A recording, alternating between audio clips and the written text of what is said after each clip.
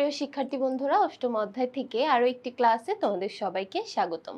আজকে আমরা আলোচনা করব আমাদের পাঠ্য বইয়ে সৃজনশীল প্রশ্ন অঙ্ক ৭ অর্থাৎ সর্বশেষ সৃজনশীল প্রশ্নটি। তো এই প্রশ্নে আমরা দেখতে পাচ্ছি আমাদের কিছু লেনদেন দেওয়া আছে। প্রথম লেনদেনে বলা হয়েছে জানুয়ারির ১ নগদ উদ্বৃত্ত ৩০,০০০ টাকা এবং ব্যাংক জমাতিরিক্ত আছে ২৫,০০০ টাকা। তার মানে একদম উদ্বৃত্ত অর্থাৎ যেটা দিয়ে আমাদের ব্যবসাটা শুরু হচ্ছে, এখানে কিন্তু ব্যবসাটা শুরু হওয়ার কথা বলা হয়নি। আমাদের এখানে বলা হয়েছে উদ্বৃত্ত, তার মানে আগের মাসের অথবা আগের বছরের উদ্বৃত্ত ছিল। নগদ উদ্বৃত্ত আছে ৩০,০০০ এবং ব্যাংক জমাতিরিক্ত অর্থাৎ আমাদের নগদান বইয়ের ক্রেডিট সাইডে বসবে ব্যাংকের ঘরে। তারপরে ৩ তারিখে দেখা যাচ্ছে জহির ট্রেডার্স থেকে ৫% বাট্টায় ১০,০০০ টাকার পণ্য ক্রয়। তার মানে আমরা বুঝতে পারলাম এটা যেহেতু ধারে পণ্যটা ক্রয় করা হয়েছে, এটা কিন্তু আমাদের নগদান বইয়ে অন্তর্ভুক্ত হবে না। এরপর আমরা দেখতে পাচ্ছি জানুয়ারির ৫ এখানে বলা হয়েছে মালিক ব্যক্তিগত প্রয়োজনে ব্যবসা থেকে ১,৫০০ টাকা নিলেন। মালিক যখন তার ব্যক্তিগত প্রয়োজনে ব্যবসা থেকে কোনো কিছু নিয়ে যান বা তুলে নেন, তখন সেটাকে আমরা উত্তোলন বলি। তাহলে এটা উত্তোলনকে নির্দেশ করছে এবং এটা আমাদের নগদান বইয়ের ক্রেডিট সাইডে বা প্রদান পাশে চলে যাবে। তারপরে শোয়েব ব্রাদার্সকে ৯,০০০ টাকার পূর্ণ নিষ্পত্তিতে ৮,৬০০ টাকা প্রদান। আমরা মোট প্রদান করেছি ৮,৬০০ টাকা এবং বাকি যে ৪০০ টাকা থাকে, এই ৪০০ টাকা আমরা বাট্টা পেয়েছি, অর্থাৎ এখানে বাট্টা প্রাপ্তি ৪০০ টাকা। তারপর দেখতে পাচ্ছি পণ্য ক্রয় করে চেকে মূল্য পরিশোধ করা হয়েছে, এটাও আমাদের প্রদান পাশেই যাবে এবং প্রদান পাশে আমরা যেহেতু চেকে মূল্যটা পরিশোধ করেছি তাই ব্যাংকের ঘরে বসে যাবে। কর্মচারীর বেতন প্রদান, এখানেও আমাদের প্রদান করার কথাই বলা হয়েছে। তারপর বলল মালিক ব্যক্তিগত অর্থে ব্যবসার জন্য আসবাবপত্র ক্রয় করলেন। মালিক তার নিজের অর্থ দিয়ে ব্যবসা প্রতিষ্ঠানে যখন কোনো কিছু করে দিবে, সেটাকে আমরা সাধারণত মূলধন হিসেবে ধরে থাকি, কিন্তু এখানে কোনো নগদ লেনদেন হয়নি। এখানে মালিক ব্যবসা প্রতিষ্ঠানে একটা আসবাবপত্র ক্রয় করে দিয়েছে। এখানে যদি নগদ টাকা দিত তাহলে আমরা সেটাকে নগদ লেনদেন ধরে নিতাম, কিন্তু এখানে কোনো নগদ লেনদেন হয়নি। তারপর বলা হয়েছে সুমনের নিকট থেকে ৩,৮৫০ টাকা পাওয়া গেল, তাকে ১৫০ টাকা বাট্টা প্রদান করা হলো। আমরা পেয়েছি অর্থাৎ ৩,৮০০ টাকা আমরা পেয়েছি এবং ১৫০ টাকা এটা হচ্ছে আমাদের জন্য প্রদত্ত বাট্টা। তারপর জহির ট্রেডার্সের পাওনা ৯,৫০০ টাকার পূর্ণ নিষ্পত্তিতে ৯,৩৫০ টাকা প্রদান করা হলো। তাহলে দেখো ৯,৫০০ টাকা আমাদের পূর্ণ টাকা ছিল এবং তার মধ্যে থেকে আমরা ৯,৩৫০ টাকা প্রদান করেছি। তাহলে বাকি যে টাকাটা থাকে, বাকি টাকাটা থাকবে আমাদের বাট্টা, অর্থাৎ এখানে আমরা বাট্টা পেয়েছি। যখন আমরা প্রদান করছি বাট্টা পাই, অর্থাৎ বাট্টা প্রাপ্তি হয়েছে ১৫০ টাকা। এরপর দেখতে পাচ্ছি নগদ ২,৫০০ টাকা উদ্বৃত্ত রেখে অবশিষ্ট টাকা ব্যাংকে জমা দেওয়া হলো। তাহলে দেখো আমাদের হাতে এই তারিখ পর্যন্ত যতটুকু উদ্বৃত্ত থাকবে, সেখান থেকে ২,৫০০ টাকা নগদ ক্যাশ রাখতে হবে। বাকি যতটুকু টাকা থাকবে সেটাকে ব্যাংকে জমা দিয়ে দিতে হবে। তাহলে যখন আমরা ব্যাংকে জমা দিব, এটার জন্য আমরা একটা কন্ট্রা এন্ট্রি করব। তাহলে দেখো কন্ট্রা এন্ট্রি হবে এখানে ২,৫০০ টাকা হাতে রাখবো এবং বাকি টাকা আমরা কন্ট্রা এন্ট্রি করে দিব। তাহলে দেখো এই ছিল আমাদের লেনদেনগুলো। এবার চলে যাই আমরা আমাদের ক নাম্বার সৃজনশীল প্রশ্নে। বলা হয়েছে যে লেনদেনগুলো নগদান বইয়ের অন্তর্ভুক্ত হবে না সেগুলোর সাধারণ জাবেদা দাখিলা দাও। তাহলে দেখো আমরা একটু দেখি কোন লেনদেনগুলো আমাদের নগদান বইয়ে লিপিবদ্ধ হবে না। প্রথমে আমরা এখানে দেখেছি জানুয়ারির ৩ এখানে বলা হয়েছিল ধারে পণ্য বিক্রয় করা হয়েছে, জহির ট্রেডার্সের কাছ থেকে পণ্য ক্রয় করা হয়েছে। তাহলে পণ্য যখন আমরা ধারে ক্রয় করি সেক্ষেত্রে জাবেদা হয় ক্রয় হিসাব ডেবিট, এবং এই যে এখানে যে পাওনাদার বা প্রদেয় হিসাবের নাম দেওয়া আছে জহির ট্রেডার্স, তাহলে জহির ট্রেডার্স হিসাব, অথবা আমরা এখানে লিখতে পারি প্রদেয় হিসাব ক্রেডিট। তাহলে এখানে আমাদের জাবেদা হবে ক্রয় হিসাব ডেবিট এবং প্রদেয় হিসাব জহি ট্রেডার্স ক্রেডিট। তারপর আরো একটা এখানে লেনদেন ছিল যেটাতে কোনো নগদ অর্থের লেনদেন হয়নি। জানুয়ারির 25 মালিক ব্যক্তিগত অর্থে ব্যবসায়ের জন্য আসবাবপত্র ক্রয় করলেন।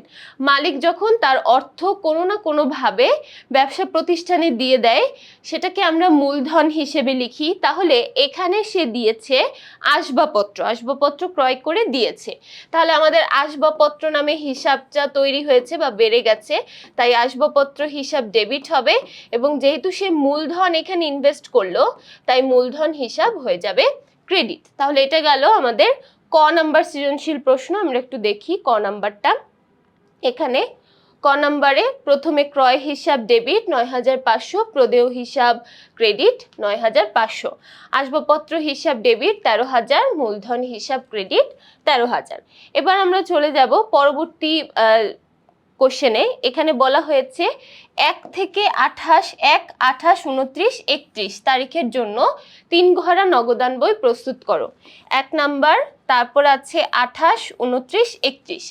এই 4টা লেনদেনের জন্য আমরা শুধুমাত্র নগদ প্রদান জাবেদা এখানে 3 ঘরা নগদান বই প্রস্তুত করব। ওকে, তাহলে 3 ঘরা নগদান বই যদি আমরা প্রস্তুত করতে চাই, তাহলে আমাদের ঘরটা হবে ঠিক এরকম। অর্থাৎ এখানে আমাদের 3টা টাকার ঘর থাকবে উভয় পাশে, ডেবিট পাশেও আবার ক্রেডিট পাশেও। প্রথমে যদি ডেবিট পাশটা দেখি, প্রথমটা হচ্ছে আমাদের ডেবিট পাশ। ডেবিট পাশে 3টা টাকার ঘর, আবার ক্রেডিট পাশেও 3টা টাকার ঘর।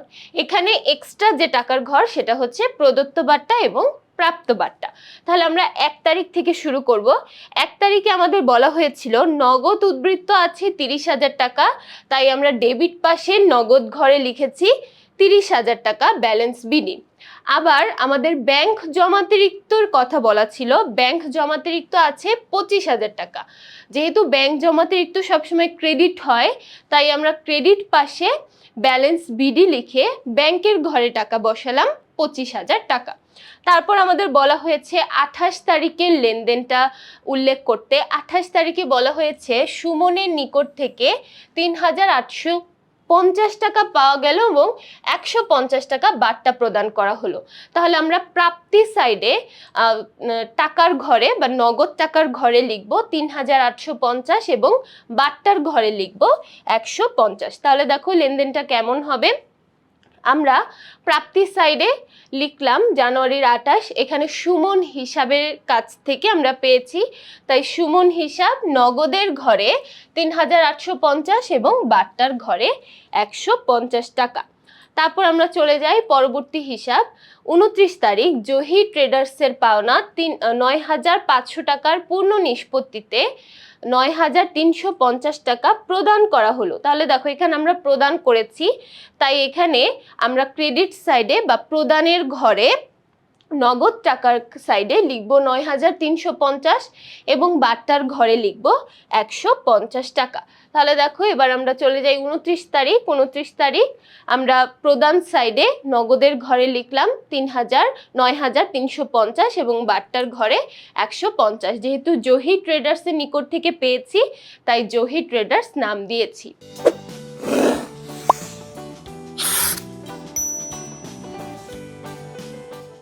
এবার আমরা দেখি 31 তারিখের লেনদেন। আমাদের 31 তারিখের লেনদেনে বলা হয়েছিল নগদ 2,500 টাকা উদ্বৃত্ত রাখতে হবে।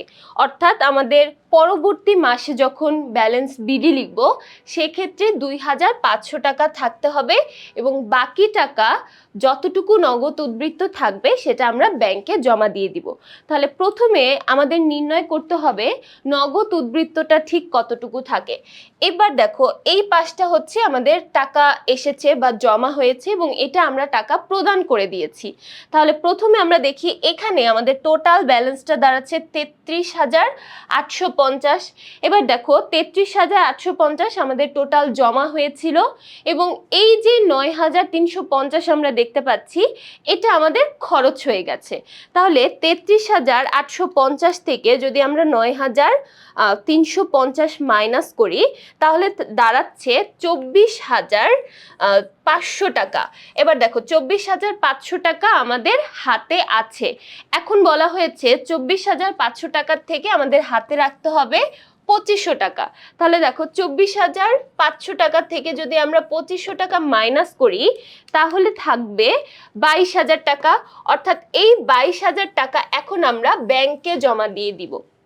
তাহলে আমরা যদি 22,000 টাকা ব্যাংকে জমা দিয়ে দিই, ব্যাংকে জমা দেওয়ার জন্য আমাদের যে জাবেদা হয় সেটা হচ্ছে ব্যাংক হিসাব ডেবিট এবং নগদান হিসাব ক্রেডিট। তার মানে এখানে আমরা একটা কন্ট্রা এন্ট্রি দেখতে পাচ্ছি, অর্থাৎ এই 22,000 টাকার জন্য আমরা এখন একটা কন্ট্রা এন্ট্রি করে দিব।